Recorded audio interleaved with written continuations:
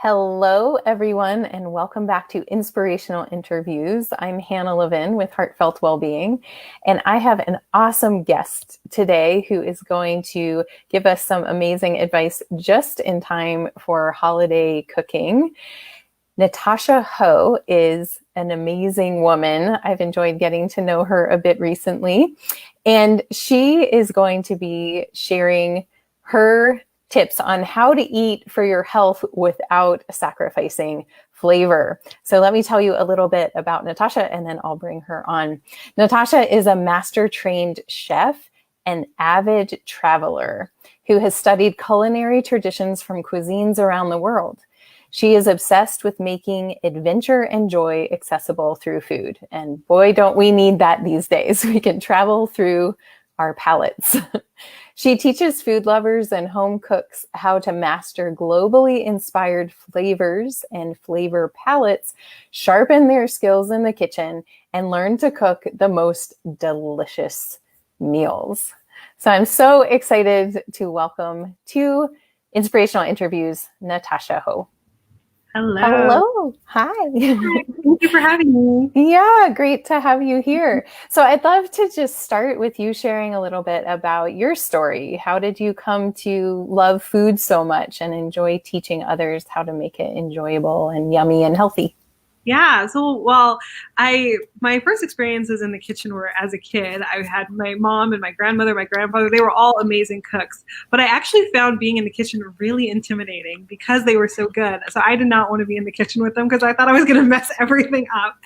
And then when I went away to college is actually when I discovered my own enjoyment and love for cooking because I had to cook for myself. Nobody was around to cook for me anymore. Yeah. And that sparked a real excitement around cooking and playing in the kitchen. And I think that's one of the things that was really fun is like, there's not a lot of opportunities for play in our lives, but being in the kitchen, it's like you get to play, you get to experiment. And so I decided to go to culinary school at night while I was working a day job.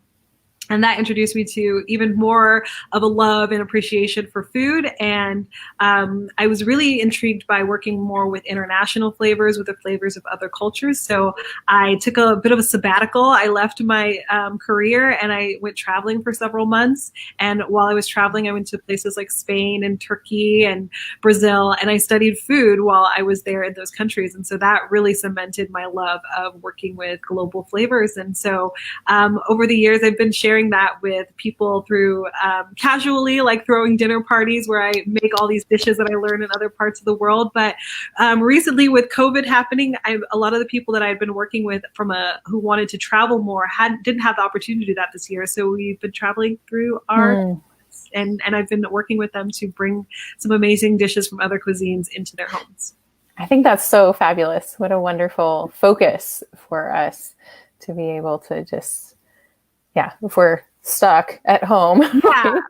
Like your mouth can still go on vacation. Right. That sounds great. So talk to us about, one of the things that we had mentioned is people kind of get in ruts of cooking the same things over and over again. So speaking of that ability to go on vacation through your mouth, what advice can you give us for people that feel stuck in a rut and want to switch things up, but kind of don't know where to go? Yeah, I think one of the things is it can seem really intimidating to have to learn a brand new recipe and learn an entirely new cuisine. And it's like, okay, I have to go on the internet and spend hours searching for the perfect recipe. And then I have to hope that it turns out right because online recipes, they can be hit or miss. You're not sure it's actually going to come out very good. So I think the thing that helps is instead of trying to tackle an entirely new recipe is really to embrace flavor and working with some new flavors and applying those flavors to the things that you already love. So for instance, in my group Travel and Feast, we talked about Ethiopian food last week. And so we were talking about Berber spice mix. And so this is a mixture of a bunch of different seasonings like fenugreek and cardamom and pepper and all these other beautiful spices that go really well together. And so you could buy that pre-made or make it at home, either one. But just using that seasoning, you can transform a bunch of different dishes that you already make. So if you're making steaks and you wanted to make them more Ethiopian inspired, you could make your steak and then make some brown butter. So just browning the butter in the pan, add the Berber seasoning to infuse those spices into the butter, and then spoon that butter over your steak or chicken or whatever it is. And now you've transformed that dish into something completely different. So you're not in the rut of we just had pork chops or steak or we just had roasted vegetables. You can sprinkle that Berber seasoning all over your roasted vegetables, and now it's something completely different than what you've had on a normal weeknight. And you didn't have to master a whole new dish. You just had to bring a new flavor into the mix. I love that idea. Yeah. And you and I had talked about understanding the six tastes, which we look at in Ayurveda, right? The balance of the six tastes. And I love that idea of just bringing in some different spices to a meal or foods that you're already familiar with. Yeah. And that also broadens the six tastes that you can hit on in the same whatever spectrum of food that you're used to cooking. Yeah, I do it with my scrambled eggs. We have scrambled eggs like all the time at my house. And scrambled eggs, after a while, it's like, okay, we need something a little bit different. So it's like, I buy some kimchi and then I mix the kimchi in with my eggs. And now I have Korean inspired scrambled eggs. And then the next week it's like, I'm going to add some oregano and cumin and a little bit of chili powder. And now I have Mexican inspired. And it's like, I just kind of keep going with that. And so the eggs don't have to change. I've mastered scrambled eggs. Right. I just mix in these other flavors. Then I can have something that feels brand new and tastes exciting still. Yeah. So along the lines of seasonings that we're talking about, tell us how do we know which seasonings pair together? Yeah, I think the easiest thing is to really just lean into the tried and true combinations that other cultures have already experimented with and created and understand work really well together. So like I was mentioning with Mexican food, we know that cumin and oregano and chili powder work really well together because that's a combination that we see over and over again in Mexican food. If we're looking at like herbs and we look at the Mediterranean, and they have things like lemon is mixed with thyme or rosemary. And so we can pull from those, and that will help to take a little bit of the guesswork out of figuring out what to mix together when it comes to seasonings. And another key thing that helps a lot is just remembering the little phrase, if it grows together, it goes together. And so that works both from a seasonal perspective of if it grows at the same time of year and it's in season at the same time of year, then it's going to go together really well. So the ingredients that are growing right now, like apples and pears and cranberries, those things work really beautifully together if you wanted to layer them on top of each other. And then we also will look at where in the world do those ingredients come from. If they come from the same region, it's very easy for you to pair them together. So things like if we're looking again at the Mediterranean, we have like pomegranate and fig and lemon, those and thyme, those flavors all pair really nicely together. Pistachio, all of those ingredients, they can layer on top of each other because they're from the same part of the world. They are able to combine easily without us having to do a lot of guesswork across, like, is this something that's going to work with another ingredient? I love that. That ties in so nicely with this seasonal eating that I teach.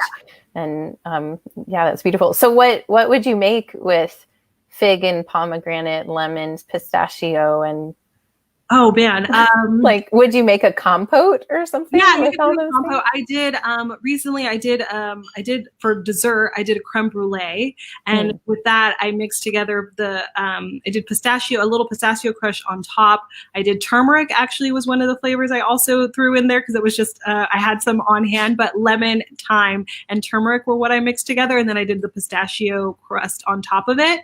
And I think those would work really well if you were to do them as a bit of a syrup on top of a chicken. So if you were to cook down the fig and the pomegranate juice, those two, a dish I really love is Lebanese pomegranate chicken. And that one is you stew the meat down in the pomegranate juice or molasses. And then you sprinkle it with pistachios at the end. Or walnuts work really well for that too. So that sounds really good. I can dig up a recipe and send that to you.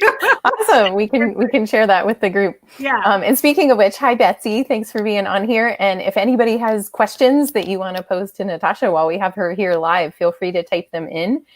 I'm going to keep going in the meantime. Talk to us about how we can get ourselves or people that we live with to eat more vegetables. Yes, this is a question that comes up a lot because I meet a lot of, I don't want to call them vegetable haters, maybe vegetable non-lovers, lovers in progress. So, Yes. um, I have this too with, trying to get little ones also interested in eating vegetables. And one of the things that is often obstacle to getting people to eat vegetables is because vegetables have bitterness. They have a bitter flavor to them. And a part of that is because it's their protection. Like they don't want wild animals like other wildlife and humans to eat them. So Mm. they have bitterness as a protective mechanism. Over time, us humans have decided that we like a little bit of that bitterness and we're willing to eat it in order to survive. But with little kids, they are especially sensitive to bitter elements because bitterness in the wild will usually tell us that something is poisonous. And so we would know to avoid that ingredient because of the bitterness. So what we can do is try to downplay the amount of bitterness that shows up in vegetables and accentuate some of the other flavors that are there, especially sweetness or savoriness are things that our palate really enjoys. So if we can accentuate the sweetness and the savoriness and help to put the bitterness a little bit to lower the volume of the bitterness in that vegetable, that can help a lot. And so some of the two tricks that I use the most in order to make vegetables more palatable for anybody who doesn't like them is first roasting vegetables. Mm-hmm. It's very, very simple, but with the process of roasting it will bring out a lot more flavor in that vegetable. And it's through the caramelization, browning, Maillard reaction. They're all the same thing, but it's basically when you raise the temperature to a high enough point, you transform the molecules inside of that vegetable, and we bring out sweet molecules, we bring out savoriness, we bring out nutty flavors, we bring out a whole bunch more flavor beyond just bitter. And so the bitter kind of just gets tossed in the mix and it gets to go along for a ride with all those other yummy things so that you don't notice the bitterness first and foremost. So roasting your vegetables, and all that takes is chopping them up into uniform size. Uniform size is really important because then they'll cook evenly. And then I'll coat them in olive oil. That's also key, is using an oil, because oil allows the surface of the vegetables to get hot enough. Water can only get to 212 degrees. Oil can get much higher than that. And so when the oil gets to that higher temperature, that's when the caramelization happens on the outside of the vegetable. So oil is key, using a fat of some kind. And then salt is also important. So adding the salt to enhance the flavor. So mixing those together, you can put pepper or other spices like we talked about earlier, and then putting that in the oven to roast. So that's the first one. And the second one is soup. Soup is a super easy one. It's perfect this time of year, eating a nice cozy soup. Soup is another one where we can layer more flavors on top of the bitterness and help to mask some of that flavor that people might be adverse to. Mixing in other kinds of sweet vegetables by also adding in things like acid or fats for richness. So you can use a little bit of cream. You could use ghee. You could use, from an acid perspective, a little bit of lemon juice or wine in order to balance out those flavors. And then again, the bitterness will recede and some of those other flavors will come to the forefront. Lovely. I just had a really fun experiment today. I was telling you before we went live that we're part of a homeschool cooperative, mm-hmm. and on Wednesdays we have 6 kids at our house. And today we made rice pasta spirals. And my partner David was like, "Will you make your like nutritional yeast cheesy sauce?" And I was like, "Sure." And then I was like, "Let's use some cauliflower." Well, he got cauliflower out of the refrigerator, and then we had some carrots that we had shredded that were left over from making sushi last night. Mm-hmm. We're like, let's steam those. So we steamed those and then blended them up with an immersion blender with some hot water and some olive oil, and added a bunch of nutritional yeast and garlic and some soy sauce. And it made like a cheese sauce, but it was cauliflower and none of the kids knew. That's amazing. I love that. And it was like a super creamy sauce. It was super, you would have thought it was full of heavy cream, really. But there was no dairy in it at all, not even butter. That. Yeah. So I just had to share that little experience of hiding vegetables. Yes, yes. I have a lot of clients where they're like, "Can you help me?" Like, because I don't want to eat my vegetables. It's like I think that phrase even has like a negative connotation, like "eat your vegetables." Right. Something you don't want to do. Yeah. Yeah, I definitely work with a lot of people that are adjusting to having more vegetables in their diet. Yeah. Yeah.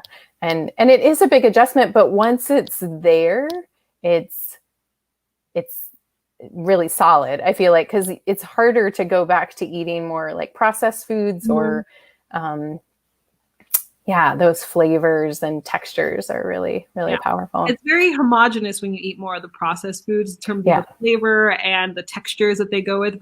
With fresher foods, you get much more of this waves of flavors that take you through a journey and texture as well that takes you all over the map. Yeah.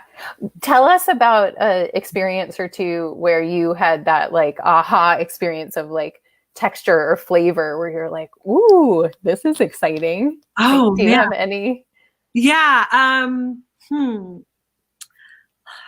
Well, one of the for me was eating like really fresh seafood. And what showed up when I had we had just like fresh caught the fish and then steamed it right there. And so tasting the way that the food straight out of the ocean and it's so sweet and amazing. And also I think the other one would be probably when I went to Italy and we had like the ingredients in Italy. They're very, very particular about what is sold in the market, and they won't put things in the market if they are not of the right quality. And you know, in the grocery store, in the States at least, we can find things at the grocery store all time of year. They'll ship them from all over, but Italy is very much local. So if the farmer's not growing it, it's not going to be in the market that week. And so I had tomatoes, like Italian tomatoes, and the amount of flavor in that tomato is like, this is what tomatoes are supposed to taste like. And it was eye-opening. That is definitely was an aha moment. I was like, I get why people would like eat a tomato like a piece of fruit. It was so delicious and amazing because of the freshness and the commitment to making sure that the quality of the item was there before putting it in the market and only serving it in the market when it was of that quality. So, yeah. Awesome. Yeah. That sounds fun. Talk to us a little bit about holidays coming up. What recommendations do you have for us in terms of having fun with food during the holidays, but also taking care of our health? Yeah, I've been doing a series on Thanksgiving and prepping everyone for Thanksgiving. And so I just recently was talking about healthy dishes and finding the balance, because I find this has happened at my house as well. The healthy dish kind of might get tucked around to the side of the table, or it's kind of an afterthought that people don't really spend that much time on making sure that those dishes get the love that all the other heavy, rich foods get.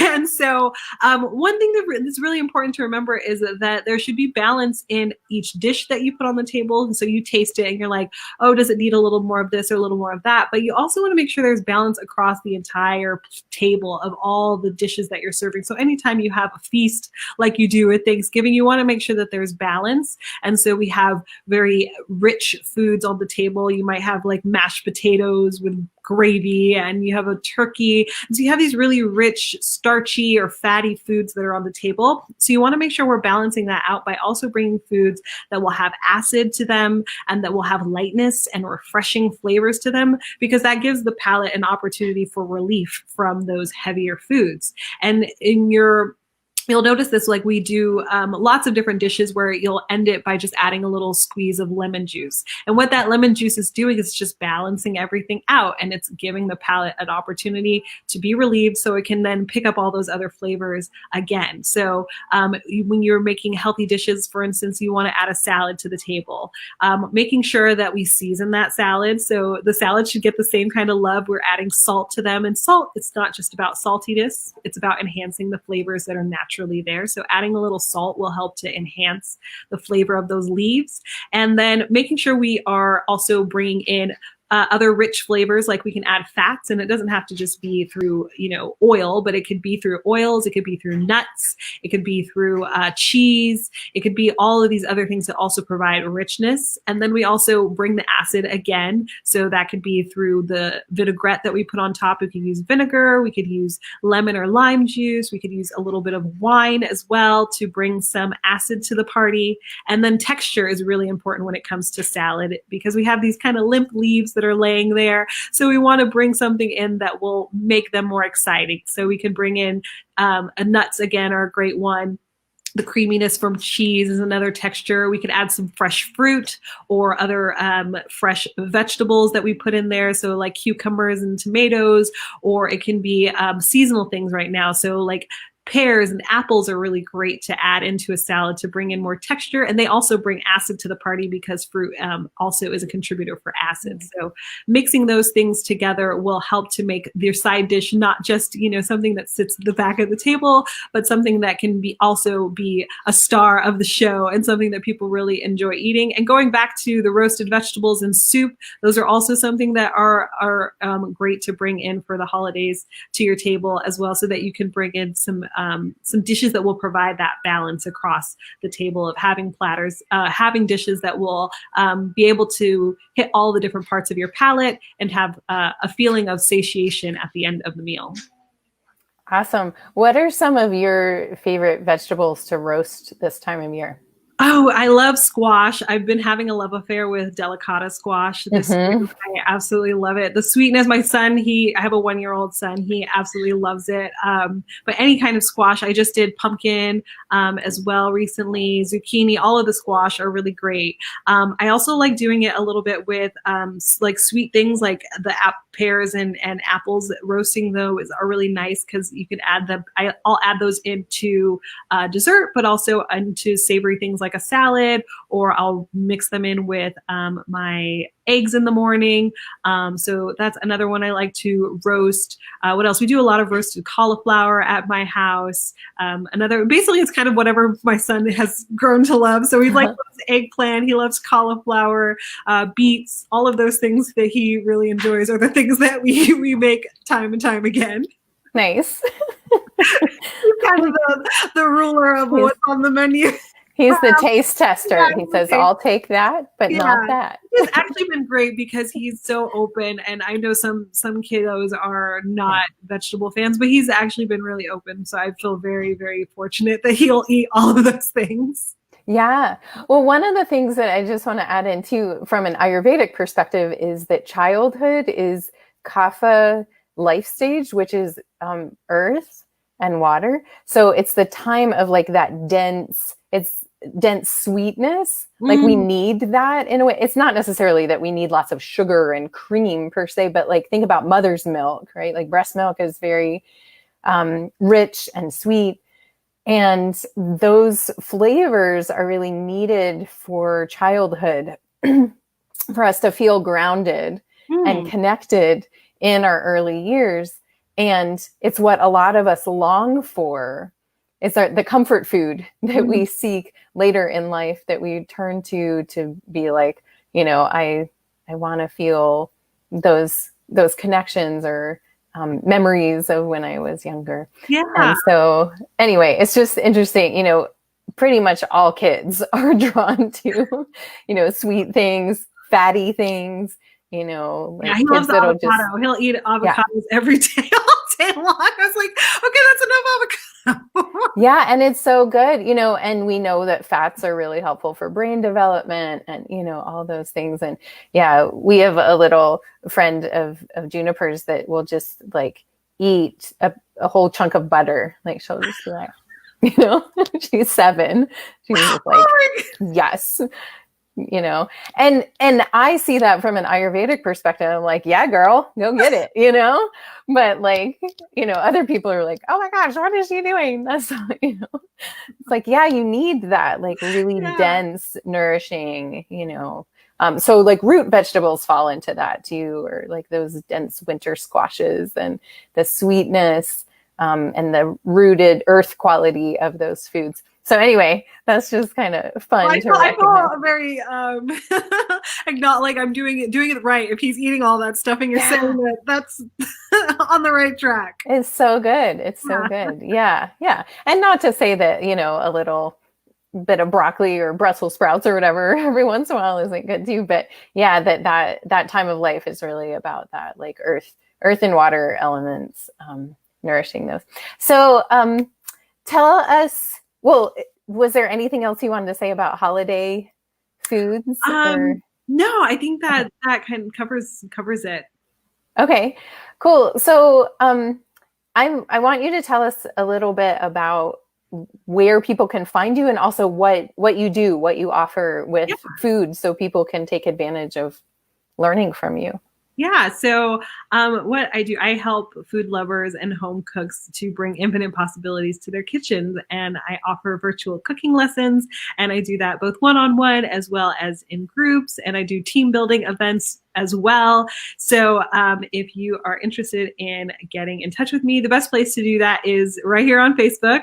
I have a group, it's called Travel and Feast. And there I do travel inspired cooking tips and recipes. And I do a show also every week. Hannah was just there with me as my guest yesterday, which was amazing. So you can find me there in Travel and Feast. And my company is also The Well Traveled Palate, and you can come to thewelltraveledpalate.com. And you can, if you'd like to talk to me more about cooking lessons or group events, you can set up time to chat with me on there. Yay. Well, thank you so much. And yeah, it's really fun to watch Natasha's lives and be in her kitchen. She does cooking demos. Well, I know you just did a launch with lots of cooking demos. I That did, was yes. amazing. Lots of classes. And so tune in there. There's some great things on her Facebook page, and that is Travel and Feast, Yes, right? travel. Again. Okay. And we'll post it again below. So any last words of wisdom for Oh, food lovers out there? I just say to enjoy cooking and to make cooking and eating really, really fun. And there's no wrong answers. That's the thing that I love is cooking is about experimenting and playing. And so make sure to play and have fun when you are cooking and eating. I love that. Yeah. Go have fun in your kitchen, everyone. Go Yeah, go play. have fun and play and open up that spice cabinet and just start, tossing stuff into the pot and see what happens. I love it. I love it. All right. Well, thank you so much, Natasha. It's been Thank lovely you. having you. Such a pleasure. We'll talk to you soon. Take care. Thanks.